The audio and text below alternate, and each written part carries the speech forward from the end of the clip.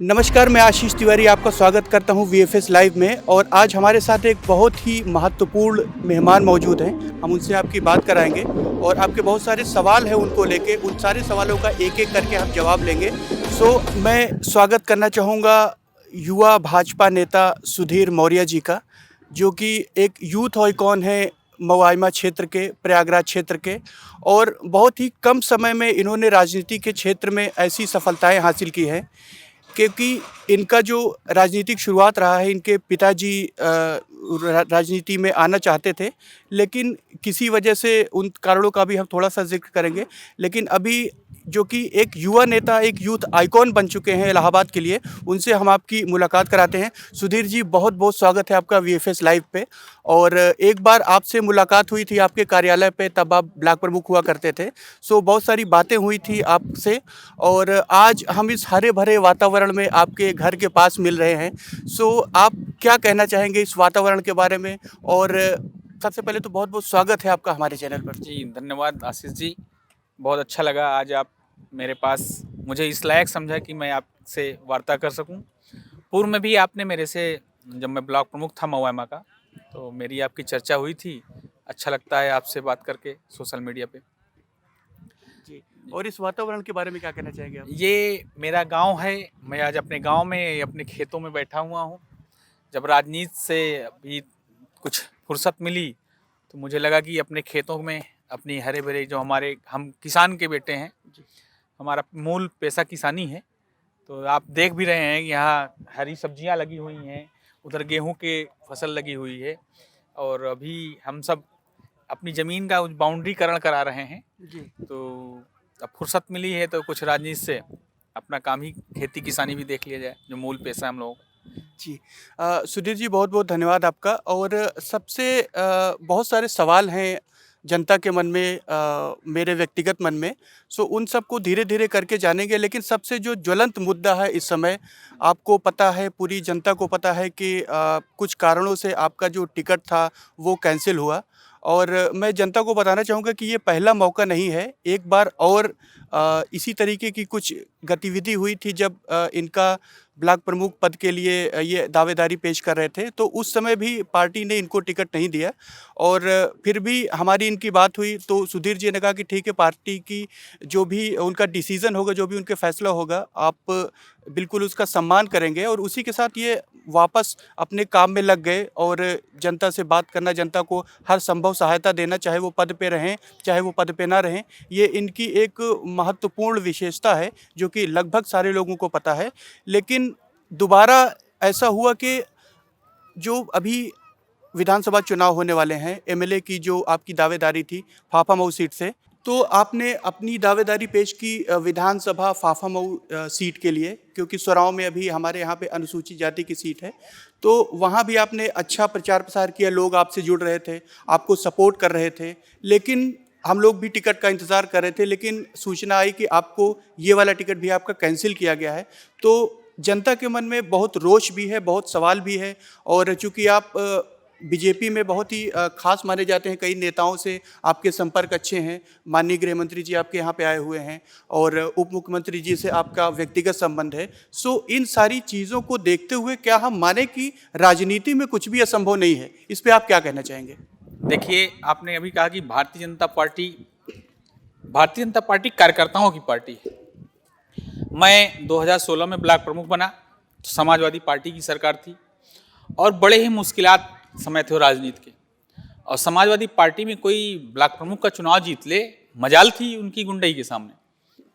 लेकिन मैं भारतीय जनता पार्टी का कार्यकर्ता के होने के नाते, संघ का स्वयंसेवक होने के नाते, मैंने वह चुनौती स्वीकार की। और 2016 में जो कभी न जीतने वाली सीट थी, उस सीट से मैंने ब्लॉक प्रमुख का चुनाव जीता। लगातार क्षेत्र में मैंने काम किया, जनता के बीच में काम किया, लोगों की सेवा की। मेरे ब्लॉक को उत्तर प्रदेश का सर्वश्रेष्ठ ब्लॉक चुना गया। केंद्र की या जो भी प्रदेश की योजनाओं को लाभार्थियों तक पहुंचाने में उसे मुझे भारत सरकार से अवार्ड मिला। फिर जब 2021 में ब्लॉक प्रमुख का चुनाव होना था, मैं क्षेत्र पंचायत महिला सीट होने के नाते मैंने परिवार से अपने क्षेत्र पंचायत सदस्य निर्विरोध थी। फिर मैंने ब्लॉक प्रमुख का आवेदन किया तो संगठन को लगा कि नहीं, अब मुझे कोई अतिरिक्त जिम्मेदारी देनी चाहिए। तो मुझे आश्वस्त किया गया कि महिला सीट है, आप रहने दीजिए, आगे अभी 2022 में आपको हम और बड़ा चुनाव लड़ाएं। तो मैंने भी कहा भाई पार्टी संगठन का निर्णय सर्वोपरि होता है, तो उस निर्णय के तहत मैं अपने फाफा विधानसभा क्षेत्र में मैंने जमकर खूब मेहनत की, कार्यकर्ताओं के बीच में आ जाना, घर घर जाया, डोर टू डोर, प्रधानमंत्री जी की योजनाओं को हर घर पहुंचाना। हमारे यशस्वी मुख्यमंत्री जो अब तक उत्तर प्रदेश में न ऐसा कोई था न आगे होगा, अभी भी योगी जी हमारे मुख्यमंत्री हैं और आगे भी रहेंगे, तो यह हम सबका सौभाग्य होगा। तो निश्चित तौर पे ये भारतीय जनता पार्टी को लगा होगा कहीं से कि मेरी उपयोगिता अभी शायद फाफामऊ विधानसभा में नहीं है, तो उसके तहत उन्होंने सोचा होगा कि मुझे कोई और जिम्मेदारी मिलेगी। उन्होंने जो प्रत्याशी उतारा है, हमारे वो बहुत बसपा से आए हुए थे, बहुजन में उन्होंने 2007 में विधायक थे, अभी भारतीय जनता पार्टी उन्होंने आए, उनको प्रत्याशी बनाया है। हम स्वागत करते हैं पार्टी के निर्णय का, और पार्टी का जो भी निर्णय होगा, हमारे चाहने वाले हैं, हमारे समझने वाले हैं, हमारे शुभचिंतक या हमारे साथ जो रहने वाले हैं, उनके पार्टी के निर्णय का स्वागत होगा। जी सुधीर जी, ये तो मतलब आपकी दरिया दिली है कि इस गतिविधि, इस घटना के बाद भी आप इतना खुल के पार्टी का समर्थन कर रहे हैं और सहयोग भी कर रहे हैं, और कहीं ना कहीं आपका संघ से जुड़ाव और पार्टी से जुड़ाव ये स्थापित करता है। और एक सवाल मेरे मन में और है कि ये कहा जाता है कि इतिहास अपने आप को दोहराता है, और कहीं ना कहीं बात करूं आपके पिताजी के समय की, तो एक सेम घटना यही हुई थी, उनके साथ भी इस तरीके का दुर्व्यवहार किया गया था पार्टी के साथ में, और वही चीज़ आपके साथ ये मेरे मन में अभी आया क्योंकि अभी मैं आपके पिताजी से मिल के आया था, आपके घर गया था, तो वहाँ पर उनसे मुलाकात हुई, तो मतलब मुझे ये लगा कि ऐसा फिर से दोबारा दोहराया गया है। देखिए, मेरे पिताजी जनसंघ के समय से लेकर के अब तक, ये मेरी भारतीय जनता पार्टी में दूसरी पीढ़ी है जो मैं काम कर रहा हूँ। हमारे पिताजी जनसंघ में थे, जनसंघ की स्थापना से लेकर के आज तक वह भारतीय जनता पार्टी में है और राष्ट्रीय स्वयंसेवक संघ के स्वयंसेवक हैं। मैं राष्ट्रीय स्वयंसेवक संघ का प्रशिक्षित कार्यकर्ता हूँ। मैंने संघ शिक्षा वर्ग तृतीय वर्ष किया हुआ है, और संघ का स्वयंसेवक होने के नाते हम राष्ट्रभक्ति हमारे अंदर जो है, हम उससे विरत नहीं हो सकते। मेरे पिताजी 98 में लोकसभा का चुनाव मांगते रहे, उसके बाद फिर जितनी बार भी चुनाव हुए मांगते रहे। पार्टी ने कहा अगली बार, पार्टी ने कहा अगली बार, पार्टी ने कहा अगली बार, लेकिन हम लोग कभी विचलित नहीं हुए। हम कहीं पार्टी या संगठन छोड़ के जाने वाले लोग नहीं हैं। हम अपनी बात को, अपने लोगों की बात को यहीं संगठन में रह के वहीं लड़ाई लड़ेंगे और इसी में रह के अपनी बात मनवाएंगे। हक की लड़ाई लड़ते हैं हम सब, और अपने लोगों की हक के लिए लड़ाई। हम कभी ये व्यक्तिगत हित के लिए व्यक्तिगत लाभ के लिए हमने कभी राजनीति नहीं की। हमारा जो पिछला रिकॉर्ड भी आप देख लेंगे, तो हम जब भी जिस लायक रहे हैं वो समाज सेवा किया, हमने व्यक्तिगत हित नहीं किया। आज तमाम लोग, अब हमारी पार्टी विशाल रूप है, भारतीय जनता पार्टी दुनिया की सबसे बड़ी पार्टी है, और आज जब इस पार्टी में तमाम लोग मुंह उठाए चले आते हैं, वो निश्चित तौर पे वो हमारी विजय की जो पताका दिखती है उसके कारण चले आते हैं। तो पार्टी विस्तृत रूप से और बड़ी हो, इसके लिए संगठन का जो निर्णय होता है वो मान्य होता है। और निश्चित तौर पे पिताजी का अपमान नहीं है, अपमान पार्टी को लगा होगा कि नहीं लगा। कभी कभी ऐसी परिस्थितियां बनती हैं कि उनको लगता है कि नहीं, अगली बार देंगे, अगली बार इससे अच्छा परिणाम आएगा तो हम अपने संगठन के कार्यकर्ता को और मजबूत करेंगे। वह स्थितियां नहीं उत्पन्न हुई होंगी, इसलिए पिताजी नहीं चुनाव लड़ पाए। मेरी बात आई तो मैं अभी भी भारतीय जनता पार्टी में हूँ, संघ का स्वयंसेवक हूँ। अभी तक मुझे अवसर नहीं मिला है, तो निश्चित तौर पे आगे अवसर मिलेगा।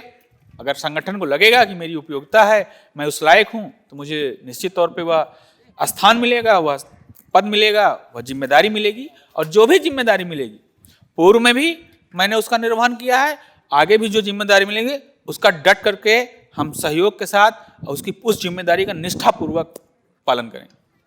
सुधीर जी, कहीं ना कहीं लग रहा है कि बीजेपी जो है अभी ये व्यक्तिवादी पार्टी बनती जा रही है, खासतौर से अपने इलाहाबाद क्षेत्र में, क्योंकि बाहर से जो भी लोग आते हैं उनको टिकट मिल जाता है, चाहे वो समाजवादी पार्टी से हो, चाहे वो बहुजन समाज पार्टी से हो या किसी अन्य पार्टी से हो, तो उनको टिकट आसानी से मिल जाता है। लेकिन ग्राउंड वर्कर जो यहाँ पे हमेशा से अपना जीवन लगा देते हैं, उनको टिकट नहीं मिल पाता है। कहीं ना कहीं इसके बारे में मुझे लगता है कि जो पार्टी की सोच है वो छीड़ होती जा रही है। आप इसके बारे में कुछ कहना चाहेंगे? निश्चित तौर पे आपने एक बहुत ही यक्ष प्रश्न पूछा है और उठाया है।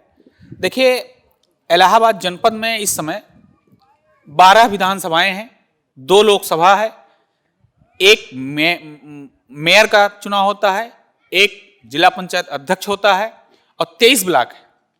आप निश्चित तौर पे 2017 में हमारे भारतीय जनता पार्टी और अपना दल गठबंधन से 9 सीटें इलाहाबाद में हमने जीती थी, जिसमें से एक अपना दल जीती थी, 8 भारतीय जनता पार्टी जीती थी। लेकिन 8 जो जीते से उनमें से 6 हमारे ऐसे लोग जीते, विधायक बने थे जो सपा और बसपा से आए थे। 2 विधायक हमारे मूल कार्यकर्ता थे, एक नीलम करवरिया जी और एक दूसरे सिद्धार्थ नाथ सिंह जी। तो और बसपा अभी हमारे लोकसभा के सांसद जो हैं वो भी फूलपुर लोकसभा की हमारी जो सांसद महोदय हैं आदरणीय केशी देवी जी, और प्रयाग महानगर से प्रयाग की जो सांसद हैं आदरणीय रीता बहुगुणा जोशी जी, वह कांग्रेस से आई थी, और फूलपुर माननीय केशी देवी जी बसपा से आई थी। और अभी जो 23 ब्लॉक हमारे यहाँ उनमें से 9 भारतीय जनता पार्टी के जीते हैं। मतलब यह कोई ऐसा नहीं है। आज भारतीय जनता पार्टी का ये आपने प्रश्न उठाया तो इलाहाबाद जनपद में निश्चित तौर पे कहीं ना कहीं से यह दर्द है कार्यकर्ताओं में कि यह व्यक्तिवादी पार्टी होती जा रही, इसलिए कि कार्यकर्ता जो मूल कार्यकर्ता है उसके मान सम्मान की रक्षा या उसको जो प्रतिनिधित्व मिलना चाहिए उसकी कहीं ना कहीं से हम लोग इस बात को अपने फोरम में, अपने संगठन में रखते भी हैं और आगे भी रखेंगे। क्योंकि मैंने पहले ही कहा कि मैं संगठन छोड़ने वाला में से नहीं हूं, मैं संगठन में लड़ने वाले लोगों में से हूं, अपने लोगों के लिए, अपने कार्यकर्ताओं के लिए। और इस जो भारतीय जनता पार्टी को की लड़ाई लड़ने वाले लोग, उनकी लड़ाई लड़ना कौन करेगा? तो वह हम लोग करेंगे। हम मूल कार्यकर्ताओं की लड़ाई कौन लड़ेगा? तो हम लोग लड़ेंगे। क्योंकि मुझे एक बात याद आती है, जब डॉक्टर मुरली मनोहर जोशी जी इलाहाबाद से लोकसभा का चुनाव हारे थे तो हम लोग उनके साथ थे। तो उन्होंने बड़े दुखी मन से यह बात कही थी कि हम लोगों में शायद कोई कमी रह गई होगी क्षेत्र के विकास में, अपने लोगों के हित के बारे में। लेकिन हम थे उस टाइम, उदयभान करवरिया जी थे।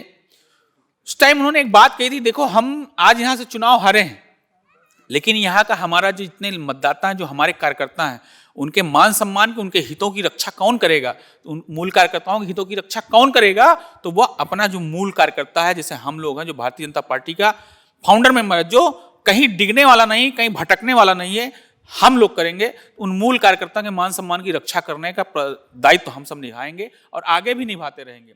अभी तो सब कितने लोग आएंगे, चुनाव लड़ेंगे, हारेंगे तो चले जाएंगे, जीतेंगे तो बने रहेंगे, टिकट नहीं मिलेगा तो फिर चले जाएंगे। लेकिन हम लोग उन लोगों में से नहीं हैं। अपने हितों की, अपने कार्यकर्ताओं के हितों की, आज जो मान सम्मान की रक्षा करने की जहां बात आएगी, अपने कार्यकर्ताओं में हमेशा खड़ा था, आज भी खड़ा रहूंगा, आगे भी खड़ा रहूंगा। निश्चित तौर पर मैं इलाहाबाद की बात आपने की है, तो यह कहीं न कहीं से संगठन की बात को भी दरकिनार करके यहाँ व्यक्तिवाद हावी हो रहा है। इसकी लड़ाई हम आगे लड़ेंगे। जी, कहीं न कहीं आपके एक बयान में मैंने देखा था, आप काफ़ी उसमें दुःख झलक रहा था। एक आपका वक्तव्य था कि भारतीय जनता पार्टी में जो कार्यकर्ता हैं वो सिर्फ़ अभी दरी उठाने या फिर झंडे उठाने के लिए पार्टी उनको यूज़ कर रही है। मतलब बहुत ही दुःख भरा है आने वाले लोगों के लिए जो कि बीजेपी जॉइन करना चाहते हैं या फिर जो पार्टी में है ऑलरेडी। तो उनको उनके मन में बहुत सारे विरोधाभास हैं। क्या हमें इसके साथ हमें कंटिन्यू करना चाहिए या हमें कुछ और सोचना चाहिए? देखिए, निश्चित तौर पे हम संगठन के कार्यकर्ता हैं। हमें दरी बिछानी पड़ेगी, दरी भी बिछाएंगे। हमें झाड़ू लगानी पड़ेगी, हम झाड़ू भी लगाएंगे। लेकिन अपने कार्यकर्ताओं के हितों के लिए लड़ना पड़ेगा तो हम लड़ेंगे भी। अभी जो लोग बाहरी लोग आते हैं उनको सिर्फ चुनाव लड़ने की चिंता होती है। या कोई हमें ऐसा बता दीजिए, कोई आया बाहर से कह देंगे नहीं हम भारतीय जनता पार्टी में हम मूल कार्यकर्ता बन के काम करेंगे। यहाँ चुनाव लड़ने वाले लोग आते हैं, चुनाव लड़ते हैं, हारते हैं, चले जाते हैं, जीतते हैं, बने रहते हैं। अगली बार टिकट नहीं मिलेगा तो फिर छोड़ चले जाएंगे। लेकिन हम जैसे कार्यकर्ता नहीं जाएंगे। तो यहाँ जो पीड़ा होती है अपने कार्यकर्ताओं के हितों की, जब अनदेखी होती है तो पीड़ा होती है। पीड़ा को व्यक्त करना हमारा काम है। हम लड़ते रहेंगे हितों की लड़ाई अपने कार्यकर्ताओं की। जी, एक और सवाल है सुधीर जी, जो कि बहुत सारी मतलब व्यथा इस बारे में है। स्वामी प्रसाद मौर्य जी के बारे में, जो कि मंत्री थे, उनका रेजिग्नेशन उन्होंने दिया अपना। तो बहुत सारे लोग, कुछ जो पार्टी में है वो समझ रहे हैं, कुछ लोग नहीं समझ रहे हैं। तो जनता इसको क्या समझे? देखिए, माननीय स्वामी प्रसाद मौर्य जी बहुत ही कद्दावर नेता हैं। उनका 40 वर्षों का प्रदेश में राजनीतिक अनुभव है। मतलब आप इस लेवल के वो नेता हैं कि उनके लिए मैं कुछ बोलूं अच्छा नहीं लगेगा। लेकिन माननीय स्वामी प्रसाद मौर्य जी ने, मेरी व्यक्तिगत बात हुई थी, उन्होंने कहा था कि आपकी पार्टी में कुछ लोग हैं जो चाहते हैं कि हम ना रहें। वो यहाँ पे नाम नहीं ओपन करना चाहूँगा। बात वहीं आके जाती है कि व्यक्तिगत, जब व्यक्ति पार्टी संगठन में अपने आप को सर्वोपर मानने लगता है तो वह उसके अंदर ईगो, घमंड आ जाता है। तो माननीय स्वामी प्रसाद मौर्य जी के साथ भी वही हुआ है। बाकी आज भी माननीय स्वामी प्रसाद मौर्य जी से आप पूछेंगे तो वह प्रधानमंत्री जी की बुराई कभी नहीं करते, मुख्यमंत्री जी की बुराई वो कभी नहीं करते, राष्ट्रीय अध्यक्ष जी की बुराई कभी नहीं करते, प्रदेश अध्यक्ष जी की बुराई कभी नहीं करते। उनका जो दर्द है, जो दुख है, वो मैं समझता हूँ। वो हम लोग बैठ के बात करेंगे, चुनाव के बाद बात होगी। तो निश्चित तौर पे कहीं ना कहीं से कुछ लोग ऐसे हमारी पार्टी में हैं, संगठन में हैं, जो यह चाहते हैं कि हमारे अलावा कोई और समाज का नेता न बन पाए इस पार्टी में बड़े लेवल पर। यही घटना घटित हुई है जो माननीय स्वामी प्रसाद मौर्य जी भारतीय जनता पार्टी को छोड़ के गए।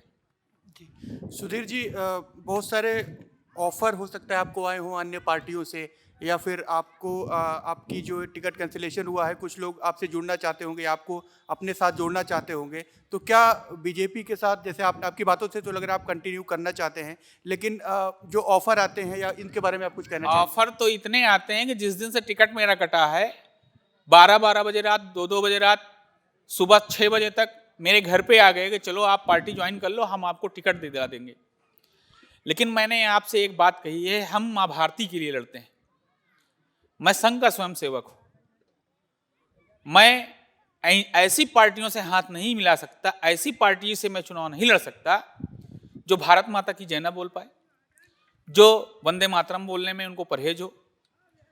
तो हम संघ के स्वयंसेवक हैं। हम बचपन से लेकर के अब तक इस राष्ट्र के लिए जीते हैं, इस राष्ट्र के लिए मरते हैं, माँ भारती के लिए जीते हैं, माँ भारती के लिए मरते हैं। इस राष्ट्र को परम वैभव तक ले जाने की जिम्मेदारी जो हम लोगों ने उठाया है, जो बीड़ा उठाया है संघ के स्वयंसेवक होने के नाते, उससे हम डिगने वाले नहीं हैं। चाहे मेरा राजनीतिक कितना भी नुकसान हो जाए, हम उसकी लड़ाई अपने संगठन में लड़ेंगे और लड़ेंगे।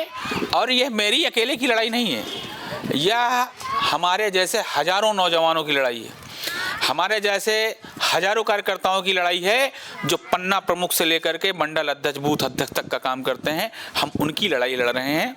यहाँ हम व्यक्तिगत हित की बात नहीं कर रहे हैं। व्यक्तिगत हित की बात होती तो सुधीर मौर्य का टिकट कटा, वह चाहते तो किसी अन्य पार्टी से टिकट जो ऑफर था लेकर के हम चुनाव लड़ते, हारते या जीतते यह समय बताता। इसलिए हम अपनी लड़ाई यहीं रह के लड़ेंगे।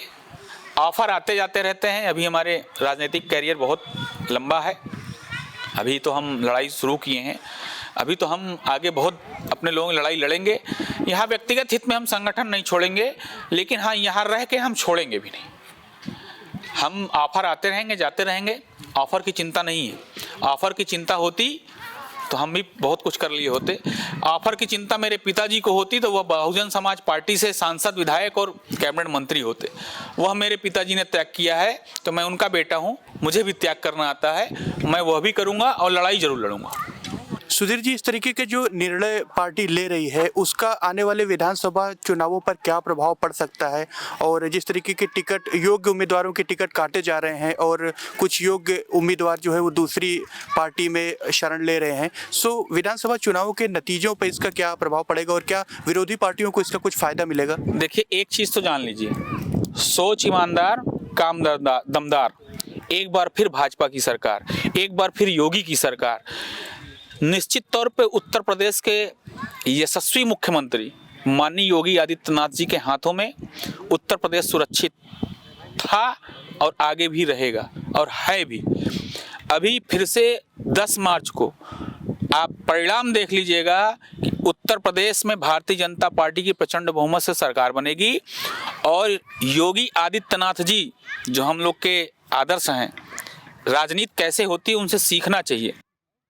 यहाँ तो हमारे पार्टी में तमाम लोग स्वघोषित मुख्यमंत्री हो सकते हैं, लेकिन उत्तर प्रदेश के मुख्यमंत्री केवल और केवल योगी आदित्यनाथ जी बनेंगे। यह 10 मार्च को आपको दिख जाएगा। जी। और सुधीर जी, अगला जो हमारा सवाल है वो ये है कि जैसे आपका जो अभी तक का राजनीतिक करियर रहा है, इसमें जनता और स्पेशली यूथ जो है वो आपको बहुत सपोर्ट करते हैं, चाहे वो सोशल मीडिया अकाउंट्स हों आपके और चाहे वो और चीज़ें हों, तो बहुत ज़्यादा सपोर्ट आपको मिलता है यूथ से। लेकिन कहीं ना कहीं उनमें एक निराशा की लहर दौड़ गई है जो पार्टी का ये डिसीज़न हुआ है, तो आप उनको कैसे क्या उनको संदेश देना चाहेंगे? देखिए, हमारे जो साथी हैं, नौजवान साथी हैं, जिस तरीके से हम इस संगठन को नहीं छोड़ के जाएंगे, वैसे हमारे साथी जो हैं, हमको चाहने वाले, जो हमको जानने वाले हैं, वो हमको छोड़ के नहीं जाएंगे। हमारे लाखों फॉलोअर सोशल मीडिया पे हैं, वो हमसे तमाम तरीके की बातें करते हैं, कुछ अच्छा भी बोलते हैं, कुछ बुरा भी बोलते हैं, कुछ तो ऐसे बोलते हैं कि छोड़ के चले जाओ, नहीं तुम ज़िंदगी भर नहीं यहाँ नेता बन पाओगे। तो मेरा ये कहना है कि हम सिर्फ नेता बनने के लिए ही नहीं है, नेता तो बनेंगे, अगर भाग्य में होगा, किस्मत में होगा तो नेता बनने से कोई रोक नहीं सकता है, कितना भी अपनी अड़ी चोटी का दम लगा ले। हो सकता है मुझे रोकने वाले खुद आगे रुक जाए, उनका ही राजनीतिक संकट आ जाए, तो ऐसा नहीं है। जो मुझे चाहते हैं, जो मैं वो रहेंगे, और मुझे छोड़ के जाने वाले नहीं हैं। और फिर मैं वही कहूँगा, जो मुझे जानता है और जो मुझे पहचानता है, वो मेरे कार्यशैली से, मेरे व्यक्तित्व से वो भली भांति परिचित है कि हम अपने लोगों के हितों की लड़ाई बिना कुछ रहे भी लड़ते हैं। आज अपने लोगों के हितों की लड़ाई लड़ना कोई लखनऊ से सारे काम नहीं होते। तहसील का काम, थाने का काम, कचहरी का काम, वाटर सप्लाई का काम, टाउन एरिया का काम, यह ज़मीनी स्तर पे रह के काम होता है। तो वो उसकी लड़ाई में अपने लोगों के लिए लड़ता हूँ, आगे भी लड़ता रहूँ। तो हमको कहीं छोड़ के जाने वाले लोग नहीं हैं। जो चाहते हैं, जो जानते हैं, वो अपना एक अलग पहचान है, हमारे लाखों समर्थक हैं, हम उनके साथ हमेशा काम करते रहेंगे और संगठन की नीतियों को आगे बढ़ाते रहेंगे। जी सुधीर जी, वैसे तो बहुत सारे सवाल हैं, लेकिन मैं अंतिम के 2 सवाल लूँगा आपसे। पहला तो ये है अंतिम में कि जैसे इस समय अगर हम भाजपा सरकार की जो विकास कार्यक्रम है उसको अगर देखें, चाहे वो पूरे प्रदेश की बात हो या देश की बात हो, तो सांस्कृतिक जो धरोहर है उनको बहुत ही मजबूती प्रदान की जा रही थी वो माननीय प्रधानमंत्री जी के द्वारा। और जैसा कि काशी विश्वनाथ को ले लें या अयोध्या को ले लें, तो बहुत सारे जो धार्मिक स्थान हैं, अभी मथुरा में भी शायद कुछ हमारा वो है, तो इन सब के बारे में धार्मिक जो मजबूती मिल रही है, उसके साथ कहीं न कहीं संप्रदायवाद की झलकें भी हमें देखने को मिलती हैं। तो इस पे आप क्या कहना चाहते हैं? देखिए, यही विपक्ष है जो पहले कहता था कि भाजपा वालों, हम लोग कहते थे रामलला हम आएंगे, मंदिर वहीं बनाएंगे। तो विपक्ष क्या कहता था जानते हैं? रामलला हम आएंगे, मंदिर वहीं बनाएंगे, तारीख नहीं बताएंगे। तो आज की डेट में मैं उनको कहना चाहता हूँ कि रामलला हम आए हैं, मंदिर वहीं बनाएंगे, तारीख भी बता दिए हैं, घंटी भी बजाएंगे, आरती भी सबसे करवाएंगे। ये जितने भी विपक्षी पार्टियां हैं, ये अयोध्या में भी आप देख रहे होंगे, जा के आरती कर रहे हैं, वहीं से अपने चुनावी शंखनाद की शुरुआत कर रहे हैं। तब कहाँ थे जब कोर्ट में हलफनामा देते थे, राम के अस्तित्व पे सवाल उठाते थे? तब कहाँ थे जब कारसेवकों पे गोली चलवाई थी? क्या सोच के चलवाया था कि हम राज करेंगे? तब क्या सोच के आप हाथ मिलाए थे कि मिले मुलायम काशी राम, हवा में उड़ गए जय श्री राम? देखिए, हम सबको जानते हैं, अयोध्या भी बनाएंगे, काशी भी बनाएंगे, और मथुरा में वह भव्य मंदिर बनाएंगे कि कभी सपने में भी नहीं सोच सकते। और ये क्या विपक्ष क्या बनाएगा? विपक्ष को केवल राजनीतिक मुद्दा चाहिए। वो तो चाहता है हिंदू मुस्लिम हो जाए, मुसलमान हमारे पक्ष में खड़े हो जाएं और हिंदू बढ़ जाएगा तो भाजपा की सरकार नहीं बनेगी। यह जो विपक्ष का ड्रामा है, ये ड्रामेबाज लोग हैं, इनको ड्रामा करने दीजिए। हम जो सांस्कृतिक धरोहर है, जो भारत की संस्कृति है, जो भारत के संस्कार हैं, या इस राष्ट्र की हितों की रक्षा केवल और केवल एक पार्टी इस भारत में कर सकती है, वह भारतीय जनता पार्टी है। और कोई दूसरी पार्टी है ही नहीं जो सोच सके, जो राष्ट्र के बारे में सोच करे, जो राम के बारे में सोच सके, जो कृष्ण के बारे में सोच सके, जो शिव के बारे में सोच सके। कौन है? आज अयोध्या से क्यों शुरुआत करनी पड़ रही है? इसके 2022 के चुनाव के पहले कोई पार्टी बता दे जिसने अयोध्या से शुरुआत किया है। हम तो पहले भी किए हैं, हमने तो पहले भी किया है वहीं से शुरुआत। लेकिन कोई एक पार्टी बता दे कि 2022 का जो चुनाव चल रहा है, इसके पहले के चुनाव में वो अयोध्या में राम जी के दर्शन करके अपने चुनावी शंखनाद की शुरुआत किया है। अगर कोई एक पार्टी बता दीजिए तो मैं उस पार्टी की गुलामी करूंगा। तो ये जो विपक्ष का प्रोपोगंडा है, उसको फैलाना बंद करें। सांस्कृतिक विरासत, सांस्कृतिक धरोहर और इस राष्ट्र को परम वैभव तक ले जाने के लिए वह केवल और केवल एक ही व्यक्ति सोच सकता है, जो संघ की पाठशाला से निकला हुआ है। अन्यथा बाकी लोग वहाँ तक सोचने के लिए भी नहीं, उनके मानसिक दिवालियापन यहाँ तक होगा कि वहाँ तक सोच नहीं सकते हैं। तो निश्चित तौर पे वह जो हम लोगों ने सोचा है, पहले भारत की पहचान किससे होती थी आपको शायद ज्ञान होगा, आप लोगों ने पहले पूछा भैया आगरा के ताजमहल से। आने वाले समय में अयोध्या के राम मंदिर, काशी विश्वनाथ और मथुरा का भव्य भगवान श्री कृष्ण के मंदिर से पहचान होगी। यह मैं आपको दिखा दूँगा। जी, और मैं एक बात सुधीर जी की इसमें ऐड करना चाहूँगा कि पार्टी कभी भी या फिर सरकार कभी भी जो मूलभूत आवश्यकताएं होती हैं व्यक्ति की, जो सामाजिक जो योजनाएं आती हैं, उनमें कभी भी भेदभाव नहीं करती। आपने बढ़ चढ़ के उनके सारे उसमें सहयोग किया। सो कहीं भी पार्टीवाद या हिंदू मुसलमानवाद या फिर व्यक्तिवाद यहाँ पे नहीं आता। सरकार इस दिशा में अच्छे काम कर रही है। बस लोगों को समझ की ज़रूरत है कि वो इस भावना से, इस जो जातिवाद है हिंदू मुस्लिम, इससे आगे निकले। देखिए, भारत की मूलभूत संरचना जो है, रोटी, कपड़ा और मकान, मैं आपको बहुत संक्षेप समय में बताऊंगा। यह देश 1000 वर्षों तक गुलाम रहा है। 800 वर्षों मुगलों, शक, हुण के गुलाम रहे। लगभग 200 वर्ष हम अंग्रेज़ों के गुलाम रहे। और जब इस गुलामी की जंजीरों से हम बाहर आए तो देश आज़ाद हुआ 1947 में। इस देश के प्रथम प्रधानमंत्री पंडित जवाहरलाल नेहरू ने जब पहली बार शपथ लिया था, लाल किले से एक ऐलान किया था कि हे भारत के वासियों, भारत में रहने वाले मेरे गरीब जनता, मैं इस भारत की बदहाली और भारत की गरीबी को दूर करूंगा। आप यह जान लीजिए कि पंडित जवाहरलाल नेहरू जी ने कहा, और गरीबी और बदहाली इस भारत की नहीं दूर हुई, बल्कि उनके कपड़े इंग्लैंड धुलने जाने लगे। यह कहते कहते वो चल बसे।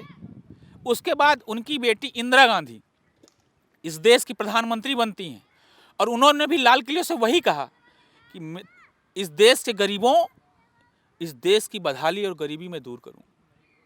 लेकिन यह पूरा देश जानता है कि न तो पंडित जवाहरलाल नेहरू ने, न इंदिरा गांधी ने इस देश की गरीबी बदहाली दूर की।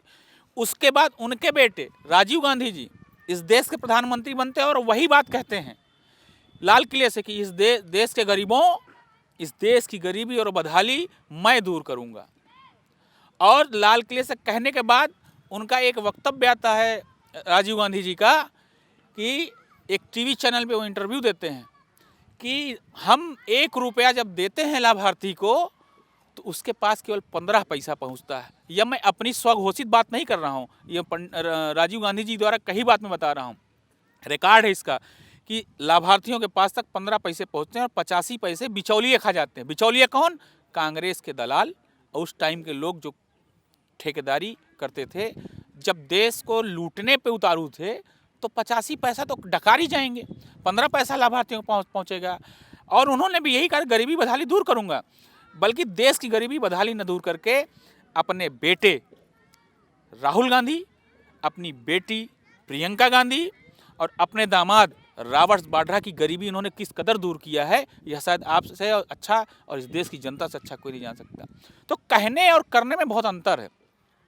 इस देश के यशस्वी प्रधानमंत्री जब 2014 में लाल किले से शपथ लेते हैं, वो अभी कहते हैं कि इस देश की गरीबी और बदहाली को दूर करूंगा। और निश्चित तौर पे 2014 से 2022 लग रहा है, आप स्वयं देख रहे होंगे कि गरीबों के बारे में सोचने वाला अगर कोई एक नेता इस देश में पैदा हुआ तो वो माननीय नरेंद्र मोदी जी हुए। वो गरीबों के लिए भी सोचते हैं। उन्होंने उज्ज्वला योजना दिए, गैस कनेक्शन दिए, उन्होंने शौचालय दिए, उन्होंने आवास दिया, किसानों के किसान सम्मान निधि दी। ऐसी हजारों योजनाएं हैं जो जमीन के, जो लाभार्थियों के तक पहुंचती हैं और जमीनी कार्यकर्ता के द्वारा, भारतीय जनता पार्टी जो कार्यकर्ता है उसके द्वारा जन जन तक पहुंचाई गई। आप कभी सोच सकते थे कि अपराधी गले में तख्ती लटका के घूमे कि हमें माफ़ कर दीजिए, अब हम अपराध नहीं करेंगे? यह भारतीय जनता पार्टी की सरकार में, और यह देश प्रगति के पथ पे बढ़ रहा है। जो कांग्रेस वालों ने कहा उसको हम आज पूरा करके दे रहे हैं। उन्होंने कहा था कि हम गरीब की बदहाली दूर करेंगे, इस देश की समृद्धि लाएंगे। हमारे देश के प्रधानमंत्री जी वह कर रहे हैं, गरीबी दूर कर रहे हैं और देश की बदहाली भी दूर कर रहे हैं। जो लगभग 60 वर्षों तक कांग्रेस ने जो लूटा है, तो ऐसे नहीं ना, ये तो चाह रहे हैं कि हमको फिर से अवसर मिले, हम फिर लूटें। अब वह दिन नहीं आएगा। एक मैं माननीय अपने प्रधानमंत्री जी के लिए एक बात कहना चाहता हूँ, आपके माध्यम से जरूर दिखाइएगा अपने चैनल, कि विश्वास रखो तुम मोदी पर, वह नवयुग का निर्माता है। ऐसा नेता इस धरती पर एक ही बार आता है। यह माननीय प्रधानमंत्री जी द्वारा इस देश को एक सपूत के रूप में एक राजनेता मिला हुआ है, जो भारत की बदहाली, भारत की गरीबी, भारत कभी दुनिया में हीन भावना से गिना जाता था, वही अमेरिका कभी भारत को लोगों को वीज़ा देने के लिए वो क्राइटेरिया निर्धारित करता था, आज वही अमेरिका कहता है भारत के लोगों के लिए अमेरिका का वीज़ा खुला हुआ है। यह क्यों?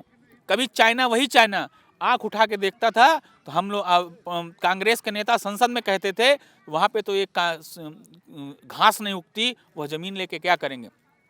वही कांग्रेस का शासन है जहाँ 50,000 वर्ग किलोमीटर चाइना ने कब्जे कर लिया, और वही आज का भारत है जो डोकलाम में भी आप लोगों ने देखा होगा कि चीन को मुंह की खानी पड़ी और उसको पीछे हटने पे मजबूर होना पड़ा। आप यह जानते हैं कि इस देश के प्रधानमंत्री के नेतृत्व में, नरेंद्र मोदी जी के नेतृत्व में पाकिस्तान का क्या हाल हुआ? हमने घुस के मारा, हमने सर्जिकल स्ट्राइक की, हमने एयर स्ट्राइक की। आप क्या चाहते हैं इस देश से? हमने धारा 370 खत्म किया, जो कभी वहाँ के दल्ले कहते थे, जो कांग्रेस के दलाल थे, जो वहाँ पे नेता थे जिनको कांग्रेस वाले संरक्षण देते थे, वह कहते थे कि अगर यहाँ से 370 हटा दिया तो यहाँ पे तिरंगा लेने वालों का हद कोई पैदा नहीं होगा, कोई तिरंगा उठाने वाला नहीं मिलेगा। आज तिरंगा भी उठा लिया, धारा 370 भी हटा दिया, और किसी के माई के लाल में चूं करने की औकात नहीं थे। यह है हमारे देश के प्रतिनिधित्व का, हमारे देश के प्रधानमंत्री की ताकत। और जब मजबूत हाथों में ताकत होती है तो ऐसे देश विकास करता है, ऐसे देश आगे बढ़ता है। आज दुनिया में सबसे शक्तिशाली देश बन के, और भारत निश्चित तौर पे विश्व गुरु बन के रहेगा। और यह कोई अगर संगठन, अगर कोई पार्टी कर सकती है तो राष्ट्रीय स्वयंसेवक संघ का स्वयंसेवक और भारतीय जनता पार्टी के अतिरिक्त कोई ऐसा देश नहीं है, ऐसा पार्टी या संगठन नहीं है जो इसको आगे कर सके। जी, बहुत बड़ी-बड़ी बातें सुधीर जी आपने की, और सिर्फ एक बात ऐड करना चाहूँगा कि राजमार्ग और सड़कों के क्षेत्र में भी भारत ने अथाह प्रगति की है। इस तरीके की सड़कें और राजमार्ग आज तक देखने को नहीं मिले थे। ऐसे तमाम चीज़ें आप समझिए, हमने बाणसागर परियोजना किसने शुरू की थी? सोच देखिए, देश के यशस्वी पूर्व प्रधानमंत्री पंडित अटल बिहारी वाजपेयी जी ने क्या सपना देखा था? स्वर्णिम चतुर्भुज योजना कभी सपने में कांग्रेस वाले सोच सकते थे क्या?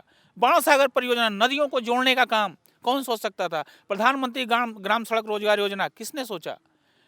गरीब गांव, किसान, मजदूर अगर कोई सोच सकता है तो भारतीय जनता पार्टी और संघ का स्वयंसेवक ही सोच सकता है। अटल बिहारी वाजपेयी जी ने कहा, हम लोगों को भारतीय जनता पार्टी एक मूल मंत्र दिया था कि भारतीय जनता पार्टी का कार्यकर्ता कभी हारता नहीं, या तो वह जीतता है या तो वह सीखता है। और उन्होंने एक बात और कही थी कि हार नहीं मानूंगा, रार नहीं ठानूंगा, काल के कपाल पे लिखता हूँ मैं मिटाता हूँ, मैं गीत नया गाता हूँ, मैं गीत नया गाता हूँ। आज यह भारत देश नित नए गीत गा रहा है, नित नई ऊंचाइयों को छू रहा है। सड़कों का जाल आप देख रहे हैं, कभी कोई सपने में नहीं सोच सकता था कि भारत में 40 किलोमीटर प्रतिदिन नेशनल हाईवे का निर्माण होगा। कभी कोई सपने में मैं नहीं सोच सकता था कि सड़कों का जाल, स्वर्णिम चतुर्भुज योजना छोड़िए, आज तो जहाँ पे हम सोच नहीं सकते वहाँ 4 लेन की सड़क बन रही है। हमारे इस देश के CPW के मंत्री नितिन गडकरी जी कहते हैं, यहाँ हम इस देश को ऐसा विकास देंगे, ऐसा सड़कों को जाल देंगे।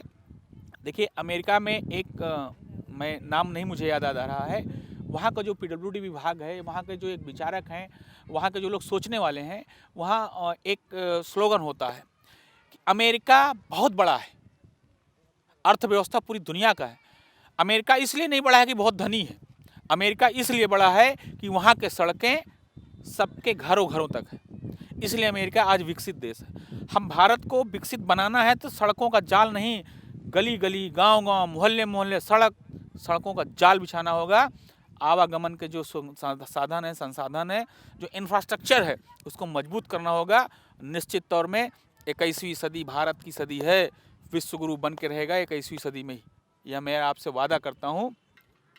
और विश्व गुरु बनेगा, 21वीं सदी में बनेगा, और इसको बनाने का जो बीड़ा उठाया है संगठन ने, राष्ट्रीय स्वयंसेवक संघ ने, वह भारतीय जनता पार्टी के माध्यम से, संघ के स्वयंसेवकों के माध्यम से निश्चित तौर पर पूर्ण होगा। जी, बहुत अच्छी बात बताई सुधीर जी। आपसे बातें करते हुए ऐसा लगता है कि बातें करते जाए, लेकिन समय का भी थोड़ा सा ध्यान रखना पड़ता है आपके भी। तो आखिरी में मैं ये कहना चाहूँगा कि देश के प्रति आपकी राष्ट्रभक्ति और पार्टी के प्रति आपकी वचनबद्धता और इसके साथ ही जनता के प्रति आपकी सेवा भावना ये सब जानते हैं। लेकिन यदि इसी तरीके की राजनीति होती रही तो आपके जो आगे की कार्यप्रणाली होगी राजनीति में, आप क्या करना चाहेंगे? अगर ऐसे धोखे मिलते रहे तो आप क्या करना चाहेंगे? ये मेरा आखिरी सवाल होगा और साथ ही आप जनता को जो संदेश देना चाहते हैं, आप बिल्कुल बताइए। देखिए, इसको धोखा नहीं कहते, राजनीति में भाग्य और भविष्य भी बहुत मायने रखता है। संगठन में रह के मुझे बहुत कुछ मिला है और संगठन आगे भी मुझे बहुत कुछ देगा। हाँ, ये है कि पीड़ा होती है कि जब दिन रात मेहनत करने वाले कार्यकर्ता को जिम्मेवारी जो सोच के वो काम करता है, अगर उस पे नहीं पहुंच पाता तो निश्चित तौर पे हो सकता है मेरी कमियों में कहीं ना कोई कमी रह गई हो। लेकिन अच्छा तब लगता है जब कोई कार्यकर्ता ही हमारी पार्टी का हमारे कार्यकर्ता होता, मूल कार्यकर्ता, वो चुनाव लड़ता और वो सांसद विधायक बनता, वो ब्लॉक प्रमुख बनता, तो अपने कार्यकर्ताओं को कभी दुख नहीं होगा। और रहा मेरे राजनीतिक भविष्य का सवाल, तो राजनीति में भाग्य और भविष्य कभी किसी ने किसी का देखा नहीं है। अटल जी ने की सरकार एक वोट से गिर गई थी और उन्होंने ही कहा था कि आज हंस रहे हो, कल पूरे देश में कमल खिलेगा।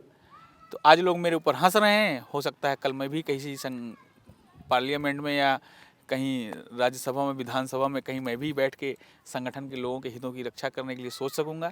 इस लायक अगर होगा तो पार्टी जरूर विचार करेगी, संगठन जरूर विचार करेगी। जी, और अंतिम में आप पद पे रहें ना रहें, आपके सपोर्टर, आपकी जनता उन आपसे जो सहयोग की अपेक्षा करते रहते हैं, उस पे आप क्या कहना चाहेंगे? मैं कार्यकर्ताओं के लिए आधी रात को खड़ा था, खड़ा हूँ, खड़ा रहूँगा। उनके ऊपर अगर कोई भी आँच आएगी तो जहाँ मेरे खून की ज़रूरत होगी तो सुधीर मौर्य अपना खून भी बहाने के लिए तैयार हैं, क्योंकि कार्यकर्ताओं की वजह से ही मैं हूँ। कार्यकर्ता सर्वोपरि है, मूल कार्यकर्ता मेरे सर आँखों पर है।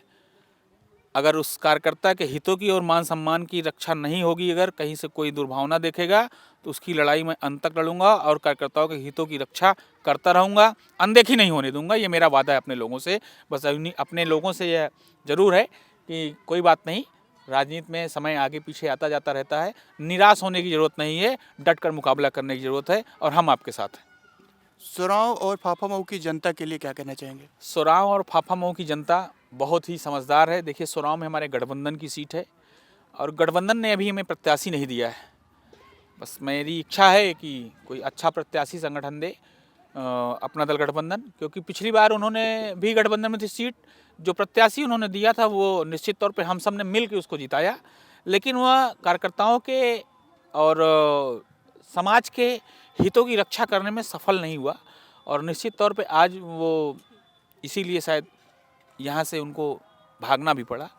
तो ऐसा कोई एक व्यक्तित्व दीजिए, क्योंकि ये आपका गठबंधन है, हमारा गठबंधन है, आपका संगठन है, हम केवल राय दे सकते हैं, लेकिन जो अभी प्रत्याशी आएगा वो हम लोगों के सर आँखों पर, उसको हम चुनाव जिताएंगे। और फाफा मऊ की जनता भी बहुत समझदार है। वहाँ प्रत्याशी कौन लड़ रहा है इससे नहीं मतलब है, वहाँ भारतीय जनता पार्टी लड़ रही है इससे मतलब है।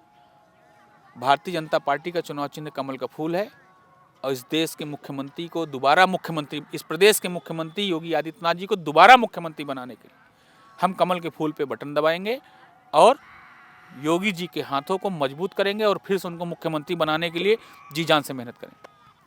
चलिए सुधीर जी, बहुत बहुत धन्यवाद आपका VFS लाइव से बात करने के लिए। आपको आपके राजनीतिक जीवन के लिए बहुत सारी अग्रिम शुभकामनाएं। आप स्वस्थ रहें, आपका परिवार स्वस्थ रहे। बहुत बहुत धन्यवाद। धन्यवाद, धन्यवाद, बहुत आशीष।